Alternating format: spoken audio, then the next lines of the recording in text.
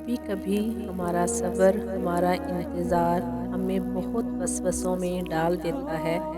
ہمیں لگتا ہے کہ ہمارے ارد گرد رہنے والوں کو ان کے حصے کی خوشیاں مل رہی ہیں اور ہم بس صرف تماشائی بن کر اپنی بے بسی کا تماشا دیکھ رہے ہیں۔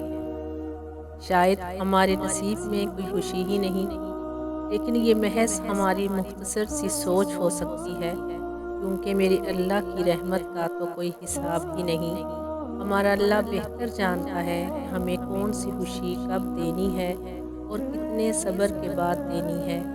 ہم اکثر اپنے اللہ سے پھول مانگ رہے ہوتے ہیں اور وہ ہمیں نہیں دیتا، کیونکہ وہ جانتا ہے یہ پھول ہمارے لیے بہت نقصان دہ ہیں، اور پھر وقت آنے پر وہ ہمیں پھولوں کا گلدستہ عطا کر دیتا ہے۔ بے شک میرا اللہ بہت محبت کرنے والا ہے۔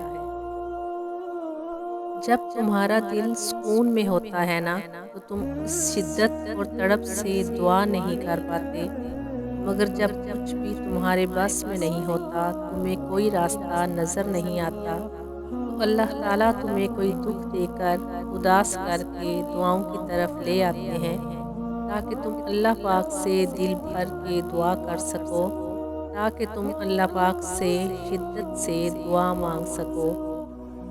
سنو، جب ہمت ہارنے لگو تو بس دل کو اتنا سمجھانا کہ جو ہو رہا ہے اس میں اللہ کی رضا ہے، اور جو ہوگا اس میں بھی اللہ کی رضا ہوگی۔ پتہ ہے ہم بے سکون کب ہوتے ہیں؟ جب ہم اللہ پر اس طرح سے یقین نہیں رکھتے جیسے رکھنا چاہیے۔ میں اچھے لباس، خوبصورت چہروں، اونچے سٹیٹس والے لوگوں سے مرعوب نہیں ہوتی، میں ان لوگوں سے مرعوب ہوتی ہوں جو ایمان میں مجھ سے زیادہ ہوں، جو اللہ سے شدید محبت کرتے ہوں، جن کے عمل مضبوط ہوں۔ رشک آتا ہے مجھے ایسے لوگوں پر جن کا بھروسہ اللہ کی ذات پر خود سے بھی زیادہ ہو۔ مجھے ایسے لوگ آئیڈیل لگتے ہیں جنہیں دیکھ کر اللہ کی یاد آ جائے۔ کہتے ہیں دعاؤں میں اب اثر نہیں رہا۔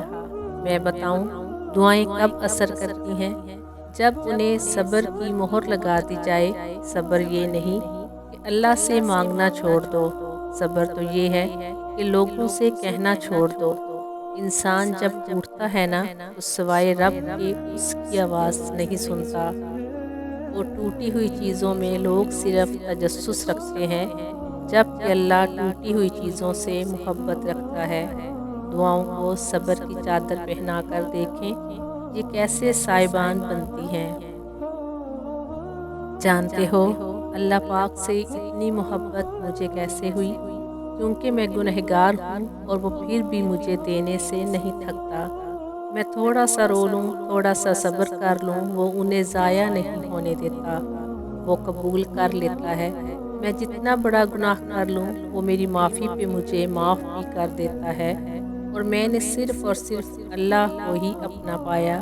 بے شک اللہ ہی محبت ہے۔ سنو، تو جب بھی دل بھر آئے، جب کوئی پریشانی ہو، کسی سے کچھ مت کہو، چپکے سے اپنی پریشانیوں کو اٹھا کر اللہ کی بارگاہ میں حاضر ہو جاؤ، اور چھوٹے بچوں کی طرح رو رو کر اللہ کو اپنے دکھڑے سناؤ، اور پھر سجدے میں سر کو رکھ کر اللہ سے باتیں کرو کہ اللہ جی میں پریشان ہوں، ختم کر دو نا یہ پریشانی۔ یقین جانو اس تڑپ کے اگر اللہ سے باتیں کیا کرو گے نا، وہ تمہیں اپنی رحمت کے سائے تلے لے لے گا، اور تمہاری ہر دعا سن لی جائے گی۔ یقین جانو اس تڑپ کے ساتھ اگر اللہ سے باتیں کیا کرو گے نا، تو وہ تمہیں اپنی رحمت کے سائے تلے لے لے گا، اور تمہاری ہر دعا سن لی جائے گی۔ کیا تم اس بات سے بے خوف ہو گئے ہو کہ وہ ذات جو آسمان میں ہے وہ تمہیں زمین میں دھنسا دے تو وہ اچانک لرزنے لگے؟ کیا تم اس بات سے بے خوف ہو گئے ہو کہ آسمان والا تم پر پتھر برسانے والی ہوا بھیج دے؟